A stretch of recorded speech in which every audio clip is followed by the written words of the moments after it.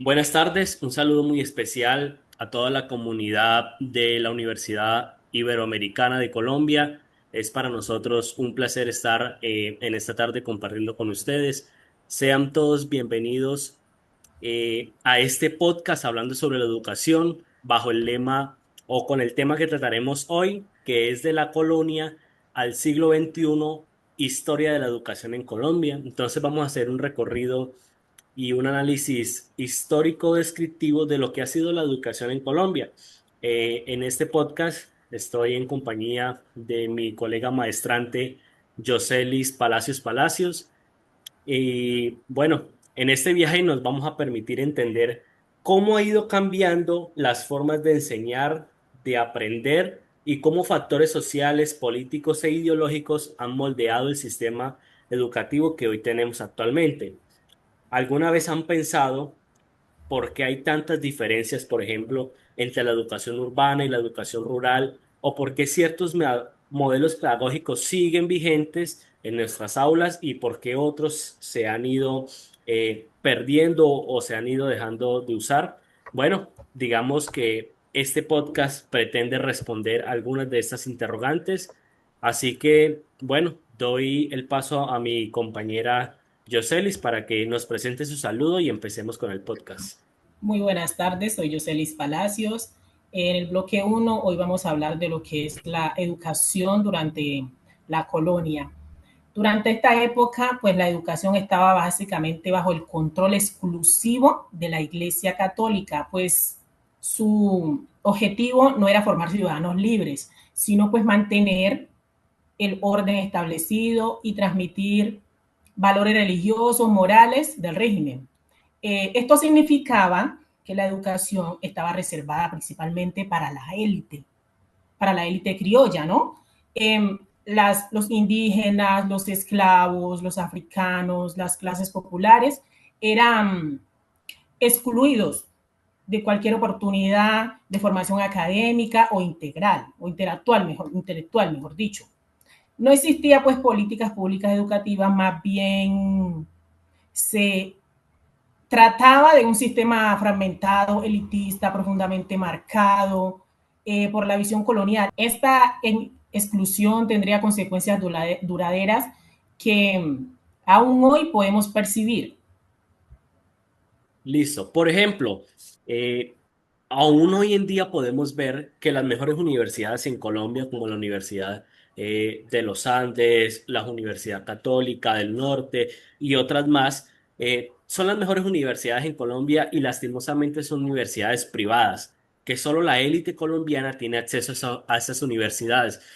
Y vemos que hay otras universidades, digamos que en la periferia de Colombia, que pese a tener acceso a toda la población, el nivel o la calidad educativa sigue siendo muy grande, la brecha sigue siendo demasiado abrupta. Entonces, mm, pese a que se ha ido avanzando en la inclusión, en secularizar lo que sería el conocimiento y las escuelas, aún hoy en día vemos que hay mucha diferencia en lo que sería la calidad de la educación.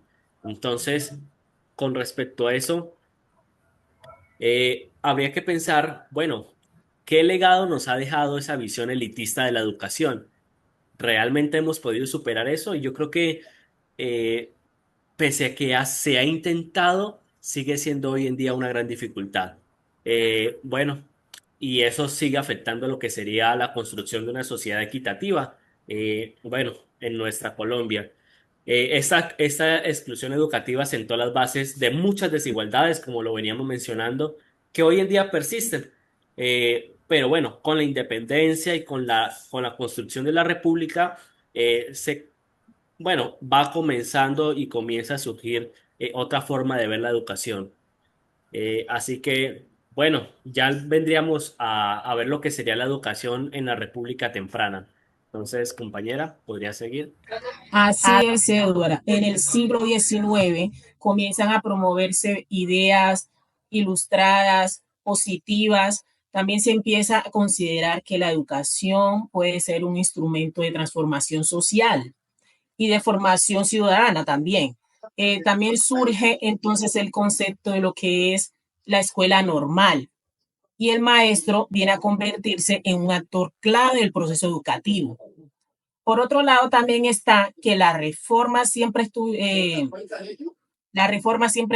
influenciadas por las tensiones ideológicas entre los conservadores y liberales. Esto, pues, lo que traería era constantes cambios en la continuidad real, ¿no?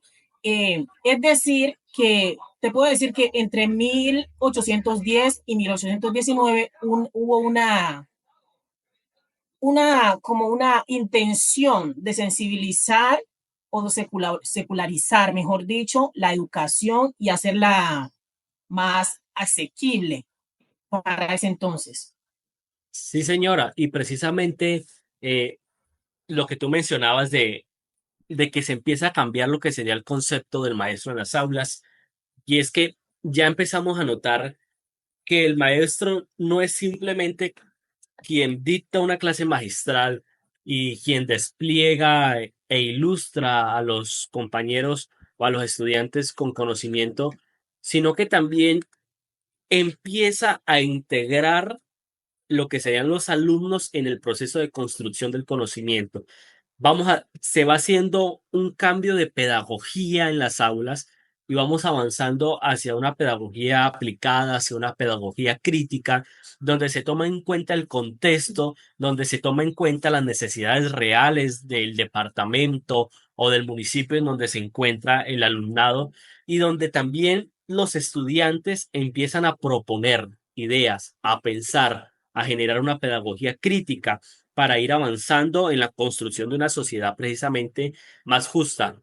Entonces ya el maestro no es simplemente quien imparte el conocimiento, sino que es también quien insta al estudiante a reflexionar sobre la sociedad, sobre la política y bueno, sobre muchos temas más.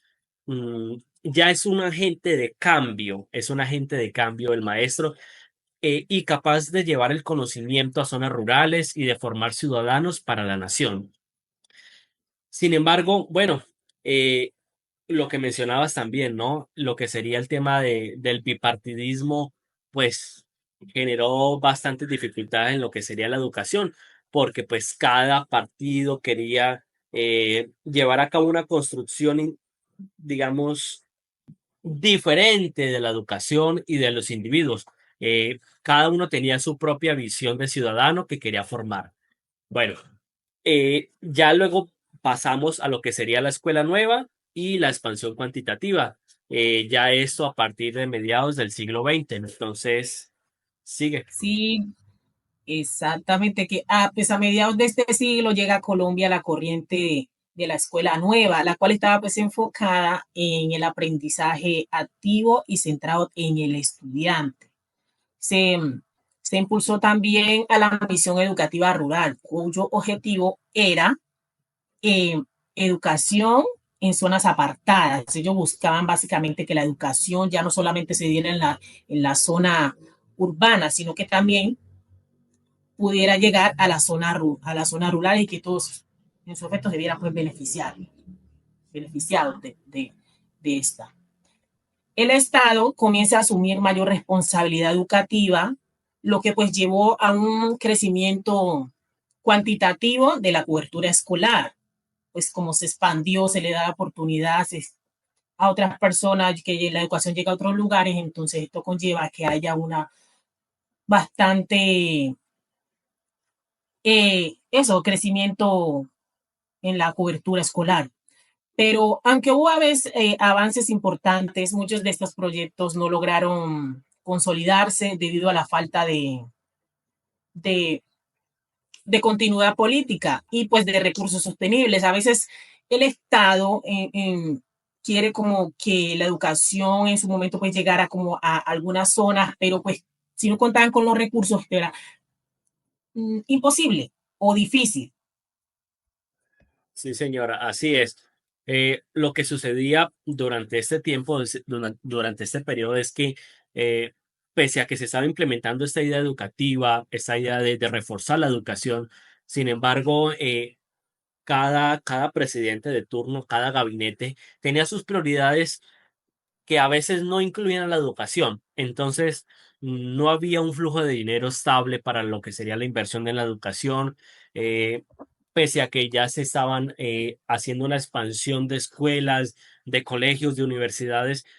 Aún así, digamos que la inversión económica fluctuaba mucho en los cambios de estos, bueno, de estos periodos presidenciales, por decirlo de alguna manera. Entonces se dificultaba la educación. Ya luego de este periodo de tiempo, ya viene y se instaura lo que será la Ley General de Educación, que, bueno, facilitó mucho más el proceso y es lo que tenemos hoy en día, pero sin embargo siguen habiendo ciertos retos actuales. Ya venimos hablando del siglo XXI, venimos hablando de lo que sería la instauración de la Constitución de 1991 y de la Ley 115, conocida como la Ley General de la Educación.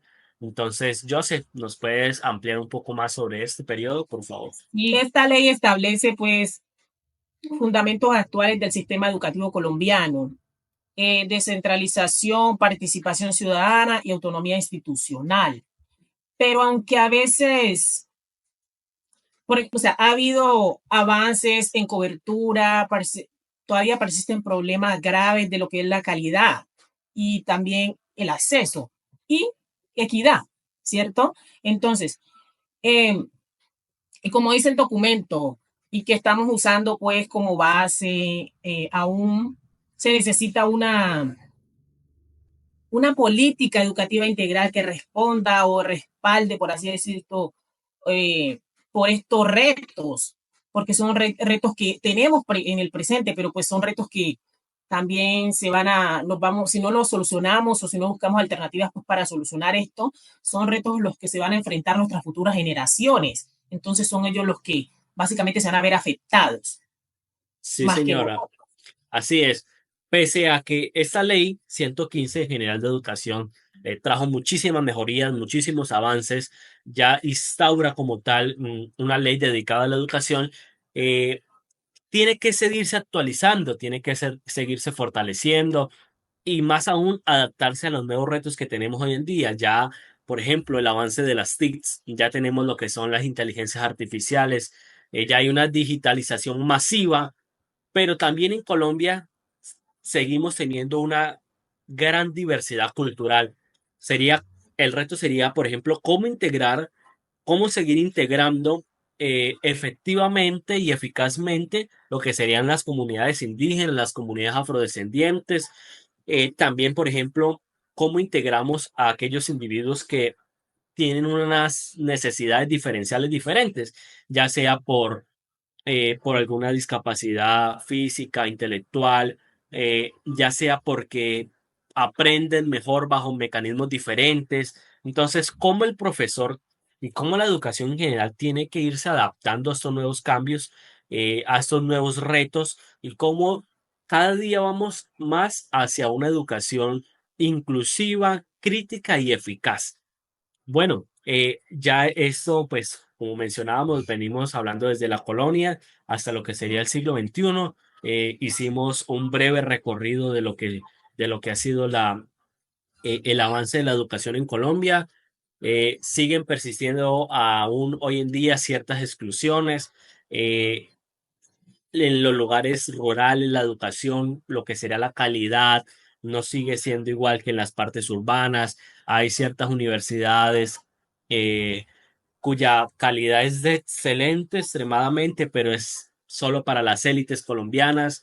Entonces, para alguien de a pie, para alguien que vive de un mínimo, incluso menos, llegar a estudiar en una universidad como estas es simplemente un idilio.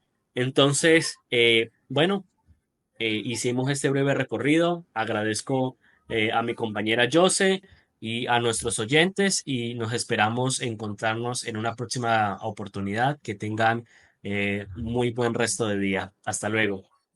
Hasta luego, gracias.